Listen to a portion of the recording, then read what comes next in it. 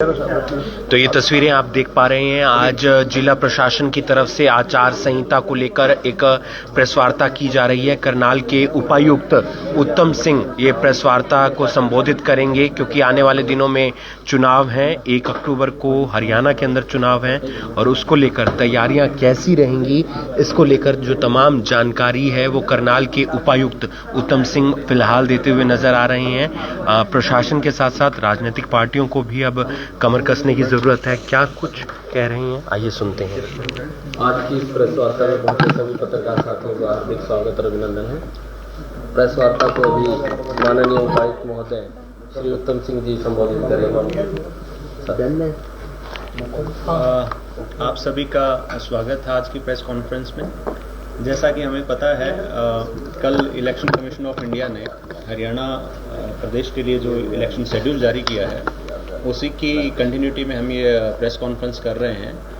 तो बेसिकली हमारा प्रोफाइल जो ज़िले का इस तरीके से है कि हमारे यहाँ पे 5 असेंबली कॉन्स्टिट्यूंसीज हैं। करनाल है, इंद्री है, नीलोखेड़ी है, असंध है और घरौंडा है। तो इन 5 असेंबली कॉन्स्टिट्यूंसीज की हमारे यहाँ पे अभी पोल होना है, इलेक्शन होना है कैंडिडेट्स के लिए। जो शेड्यूल जो इलेक्शन कमीशन ने जारी किया है वो हमारे पास आ चुका है, कल भी आ गया था। एक बार मैं रिपीट कर देता हूँ। हमारे यहाँ नोटिफिकेशन डेट है वो 5 सितंबर की है। नोटिफिकेशन डेट का मतलब ये है कि इस दिन से हमारे पास नॉमिनेशन की प्रक्रिया स्टार्ट हो जाएगी। लास्ट डेट ऑफ नॉमिनेशन है 12 सितंबर है। डेट फॉर मेकिंग स्क्रूटनी वो नेक्स्ट डेट होती है, तो 13 तारीख को है। लास्ट डेट ऑफ विड्रॉल है वो 16 सितंबर को है। डेट ऑफ पोल है वो 1 अक्टूबर को है और date of counting of votes है वो हमारा 4 अक्टूबर को होगा। और date before which the election process will be completed है वो हमारा 6 अक्टूबर है। तो बेसिकली 6 अक्टूबर तक मॉडल कोड ऑफ कंडक्ट हमारे यहाँ पे रहेगा। जिले में अभी तक हमारा कंटिन्यूस जो समरी रिवीजन है वो चल रहा है इलेक्टोरल रोल का। 27 तारीख को फाइनल पब्लिकेशन होना है। तो अभी तक हमारे पास जो वोटर्स हैं वो 12,02,419 अभी तक एनरोल हो चुके हैं। उसमें एडिशन भी है और कुछ डिलीशन भी हुए हैं। तो इफेक्टिवली ये फिगर आज के दिन पे हमारे पास है और ये आगे बढ़ने की संभावना या फिर कम होने की संभावना फाइनल तक हमें पता चलेगा कि एग्जैक्टली कितना है। इसमें से मेल वोटर्स हैं 6,26,665 हैं। फीमेल वोटर्स 5,75,727 हैं। थर्ड जेंडर वोटर्स हैं जो हमारे यहाँ पे 27 है। और सर्विस वोटर्स हैं जो कि अपना सर्विस वोटर पोर्टल के थ्रू अपना वोट करते हैं, पोस्टल बैलेट का अपना इस्तेमाल करते हैं, वो 3,077 हैं। करनाल जिले के हैं सर? जिले के हैं। असेंबली वाइज मैं आपको बता देता हूँ। फाइनल जब भी आएगा, जब पब्लिश होगा, वो भी आपके साथ शेयर किया जाएगा।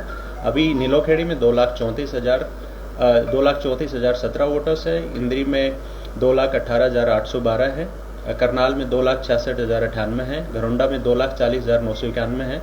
असंध में 2,42,501 है। ऐसे ही हमारा जो बूथ था पिछली बार जब इलेक्शन हुए थे, जनरल इलेक्शन हुए थे हमारे पार्लियामेंट के, तो उसमें हमारे यहाँ पे बूथ थे 1147। उसके बाद एक प्रक्रिया हुई, हमें देखने को भी मिला कुछ एक बूथ में वोटर्स ज़्यादा हो गए थे, जिनकी वजह से लंबी लंबी लाइनें लगती थी। तो रैशनलाइजेशन की प्रोसेस हमने स्टार्ट करी थी। पॉलिटिकल पार्टीज़ को हमने ऑन बोर्ड लिया था, उनके साथ डिस्कशंस हुए थे। ये सब कुछ होने के बाद 34 बूथ हमने बढ़ाए हैं।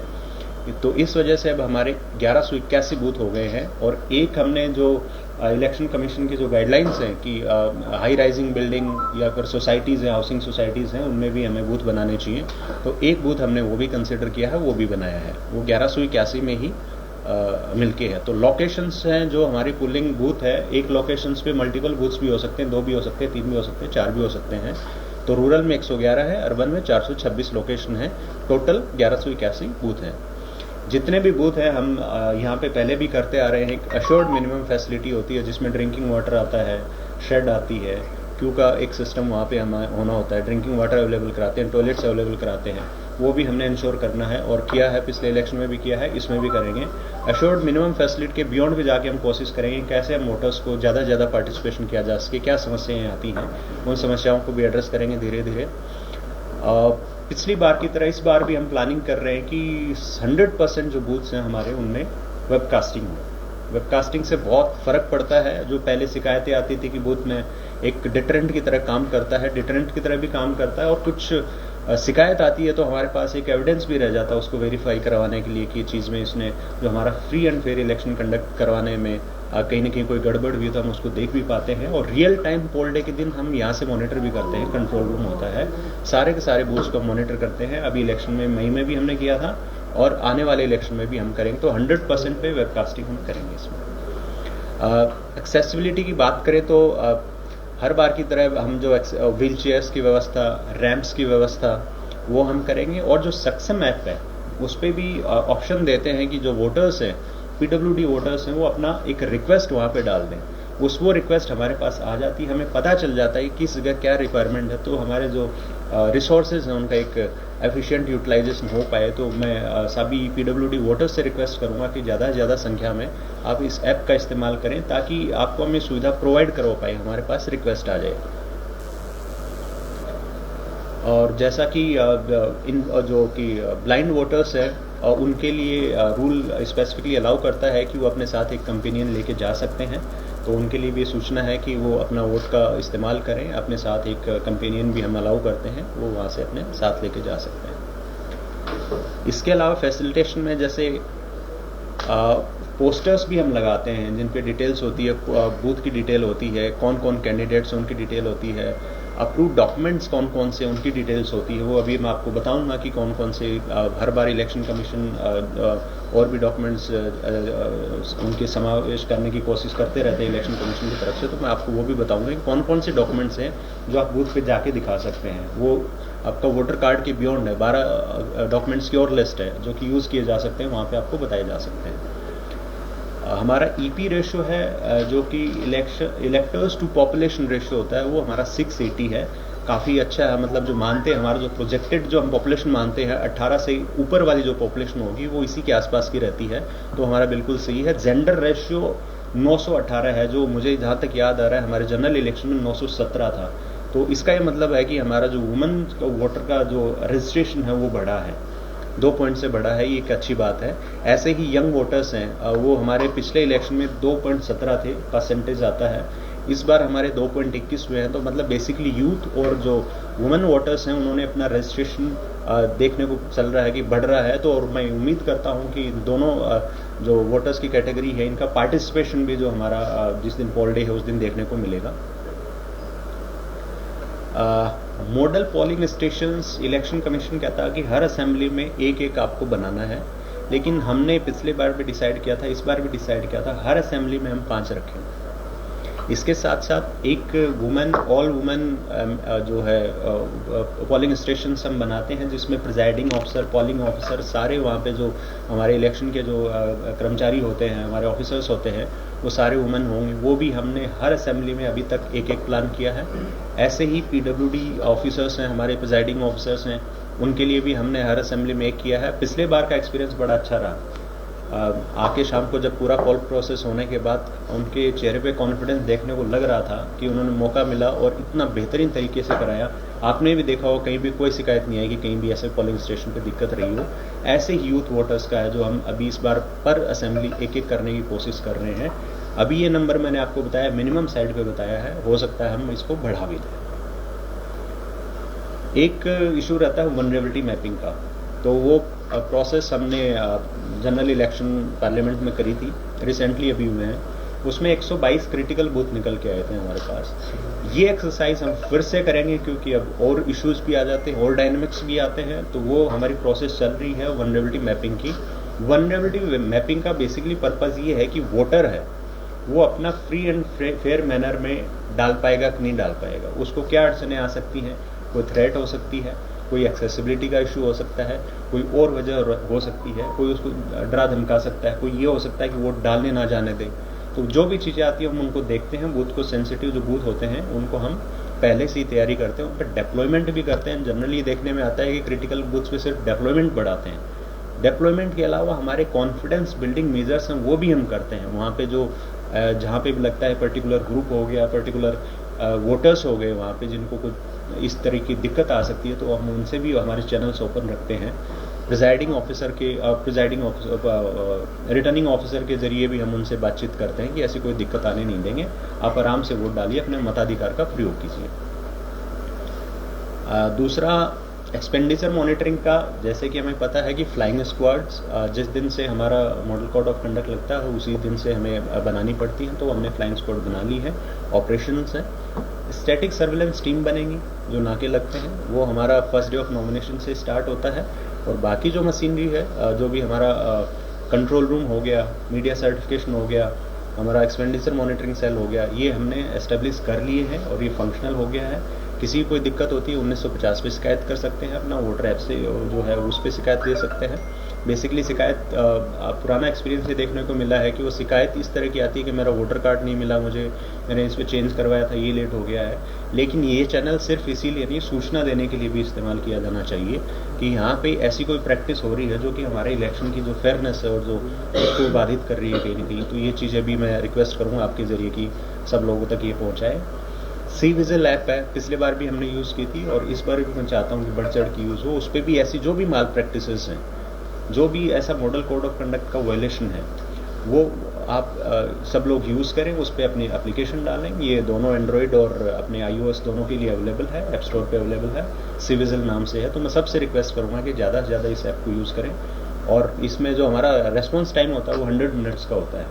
तुरंत जो 100 मिनट्स में ऐसे जो भी वायलेशन होते हैं, स्पेसिफिकली कोई गलत पोस्टर लगा दिया, कोई गलत ऐसी कोई प्रैक्टिस होती है, तो 100 मिनट्स में हमारी फ्लाइंग स्क्वाड वहाँ पे पहुँचती है और उन पे डिपेंडिंग अपॉन कि किस नेचर का वो वायलेशन है, उसके हिसाब से फिर फर्दर हम आगे कार्रवाई करते हैं। डॉक्यूमेंट्स का जो मैंने आपको बताया, इसमें आधार कार्ड है, मनरेगा का जॉब कार्ड है, passbook with photograph issued by bank और post office, health insurance smart card issued under the scheme of Ministry of Labour, driving license, PAN card, smart card issued by Registrar General of India under NPR, Indian passport, pension document with photograph, service identity cards with photograph issued to the employee by central, state, PSU and public limited companies, official identity card issued to MP, MLA and MLCs, unique disability ID UDID card, ministry of social justice and empowerment, government of India. तो ये 12 category की और documents हैं जो कि आप including voter cards हैं वो यूज़ कर सकते हैं। तो आप सिर्फ ये सोच के ना रहें कि मेरा वोटर कार्ड मेरे पास अभी है नहीं, मिल नहीं रहा है, इसलिए वोट नहीं डाल पाएंगे। तो ये चीज़ बड़ी इंपॉर्टेंट है। आप में से इनके पास कोई भी डॉक्यूमेंट हो, प्रिजाइडिंग ऑफिसर आपको मना नहीं करेंगे, वहाँ पे आपको वोट डालने दिया जाएगा। और ये चीज़ हम ट्रेनिंग जब होती है हमारे प्रिजाइडिंग ऑफिसर, पोलिंग ऑफिसर्स की, उसमें भी स्पेसिफिकली बता सकते हैं ये कागज़ है, इनमें से कोई भी आपको प्रेजेंट करता है वो हमें मानना है। कुछ एक जैसे ही model code of conduct enforce हुआ है तो हमने मेरी तरफ से ऑर्डर भी हुए हैं। एक तो ये कि मॉडल कोड ऑफ कंडक्ट लग चुका है, ये सबको हमने सूचित कर दिया है इस बारे में। SOP होता है 24 आवर्स, 48 आवर्स और 72 आवर्स का, उसके रिगार्डिंग हमने डिपार्टमेंट्स को अभी हिदायत दे दी है कि जो हमें उसमें जो पोस्टर्स हटाने हैं, कोई एडवर्टीजमेंट है जो गवर्नमेंट के एडवर्टीजमेंट वो हटाने हैं, government offices, public premises and then including private property also. तो वो हमारा अभी 24 आवर्स की कल 3:30 बजे अनाउंस हुआ था, तो अभी फर्स्ट रिपोर्ट जानी है। तो फर्स्ट रिपोर्ट इनकी गवर्नमेंट ऑफिसेस से हमने जो भी एडवर्टीजमेंट है, जो भी फोटोग्राफ्स है वो हमें हटाना है। Regarding use of loud speakers भी हमने ऑर्डर जारी कर दिए हैं, 10 बजे के बाद नहीं बजाना है, सुबह 6 बजे से पहले नहीं बजाना है। और जो साइलेंस पीरियड होता है, जो बिफोर 48 आवर्स बिफोर पोल होता है, उसमें यूज़ नहीं करना है, इसके बारे में हमने दे दिया है। इलेक्शन मटेरियल जो एडवर्टीजमेंट के लिए जो प्रिंट करते हैं, उसमें बेसिकली कोई अपना पैम्पलेट छपवा रहा है, कोई अपना पोस्टर छपवा रहा है, कोई होर्डिंग छपवा रहा है, कोई बैनर छपवा रहा है, इसके लिए प्रिंटर्स को स्पेसिफिकली हमने बताया है कि कौन वहाँ छपवा रहा है, कितना उसका क्वांटिटी छपा है, उसकी हमें सूचना आपको देनी पड़ेगी। इसमें हम उनसे मीटिंग भी करेंगे, स्पेसिफिकली बताएंगे कि क्यों इतना इम्पोर्टेंट है और इसका वायलेशन भी एक तरह से ऑफेंस है। पॉलिटिकल पार्टी जो अपने ऑफिसेज सेटअप करते हैं, जैसे part of their campaign also, political जो कैंपेन चलता है तो उसमें उसके जो हिदायत होते हैं कि बूथ से आपको कितना डिस्टेंस भी बनवाना है, आपको वहाँ पे कितने बाई कितने का आपको एक वो जो अपना बैनर लगाते हैं वो कितने बाई कितने का लगाना है, रिलीजियस प्लेसेस में नहीं बनाना है, ऑफिस जो एजुकेशनल इंस्टीट्यूट्स हैं उनसे आपको एक प्रॉपर डिस्टेंस रख के बनाना है, वो भी हमने डायरेक्शंस दे दिए हैं। आर्म्स डिपोजिशन का भी ऑर्डर हमने कर दिया है, जिनके पास भी आर्म्स इशू हो रखे हैं वो तुरंत जमा करवाएं। इसमें हमने पहले भी कहा था ये एक बड़ी नेग्लिजेंस, अगर आप जमा नहीं कराते तो it will be a fit case for cancellation of arm licence. तो आप इसको जमा करवाएं अगर आपको स्पेसिफिक कोई थ्रेट है, कुछ भी है, आपको लगता है कि आपके पास वेपन होना जरूरी है इस टाइम पे ड्यूरिंग इलेक्शन पीरियड ऑल्सो, तो उसके लिए स्क्रीनिंग कमेटी होती है, उस कमेटी में अपनी एप्लीकेशन दें, वो एग्जामिन होगी और वो डिसीजन लेगी कि आपको वो रखना है कि नहीं रखना है। बट मैं फिर से सबसे ये रिक्वेस्ट करूंगा कि आर्म्स डिपॉजिट करवा दें। आपको लगता है कि बिल्कुल ही आपका जेन्युइन कोई ऐसा कोई केस बन रहा है जिसमें आपको आर्म्स चाहिए, तो आप स्क्रीनिंग कमेटी पे तुरंत दें, हम तुरंत उस पर फैसला लेंगे। गवर्नमेंट जो रेस्ट हाउसेज और गेस्ट हाउसेज, डाक बंगलो, सर्किट हाउस ये होते हैं, इसके रिगार्डिंग भी हमने एडवाइजरी जारी की है जितने भी डिपार्टमेंट्स हैं जिनके करनाल जिले में रेस्ट हाउसेज हैं। तो बेसिकली इसमें एक लेवल प्लेइंग फील्ड होना चाहिए। एक पर्टिकुलर कोई भी पॉलिटिकल पार्टी है उसका एक उस पर सिर्फ कंट्रोल नहीं होना चाहिए, सबको देना है, बराबर देना है। दूसरा रूल ये है कि जहाँ पे भी इलेक्शन से रिलेटेड ऑफिशियल्स रुके हुए हैं वहाँ पे हमें किसी को भी नहीं देना है। तो ये दो चीज़ें हैं मोटी मोटी जो हमें ध्यान रखनी है, सबको हमने इसके बारे में डायरेक्शन दे दी है। Again cash movement during election, cash and liquor बड़ा इंपॉर्टेंट हो जाता है। पिछली बार भी हमने इलेक्शन में, मैं आपको बताना चाहूँगा, 2019 के कंपैरिजन में 2014 की इलेक्शन, 2019 के दोनों इलेक्शन, असेंबली और पार्लियामेंट इलेक्शन, उनके कंपैरिजन में हमारा जो सेकंड हाईएस्ट रहा था उससे भी 2.5 गुना ज़्यादा हमने इस बार सीजर किया है टोटल।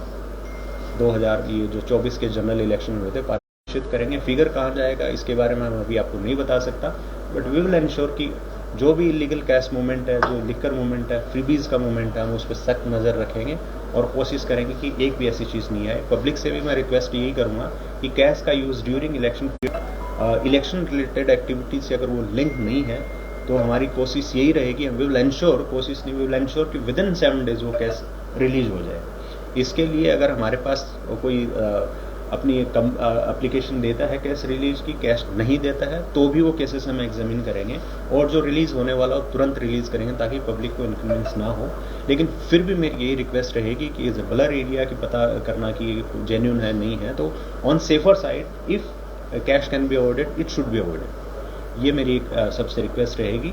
और इलीगल जो भी मूवमेंट होता है, किसी भी कैश का होता है, सीजर लिकर का होता है या और भी किसी फ्रीबीज का चीज़ होता है, तो लोगों से मैं अपील करूंगा, हमारे सारे करनाल वासियों से करूंगा मैं कि जो सी विजिल किया है उस पर आप सूचना दें, 1950 पे दें, और आप जब हेल्प करेंगे तभी हमें इस इलेक्शन को ये एक जो फ्री और फेयर मैनर में हम करवा पाएंगे। और आपका सहयोग सभी, आपने देखा कि पिछला जो हमारा इलेक्शन हुआ था पार्लियामेंट का, एक भी ऐसा इंस्टेंस नहीं आया जिससे कि ये लगे कि हमारे इलेक्शन में हमें कोई समस्या का सामना करना पड़ा।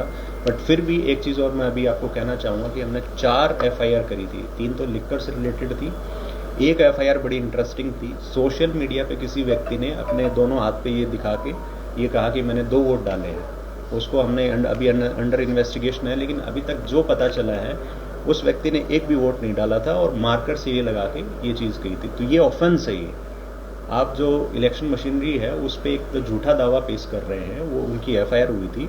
तो ऐसी में क्योंकि ये इलेक्शन से रिलेटेड मसले हैं, बड़े एक छोटी सी चीज़ का नैरेटिव गलत नैरेटिव बन जाता है, तो और डाउट भी क्रिएट करता है कि मशीनरी पे की ऐसी ऐसी चीज़ें होती है।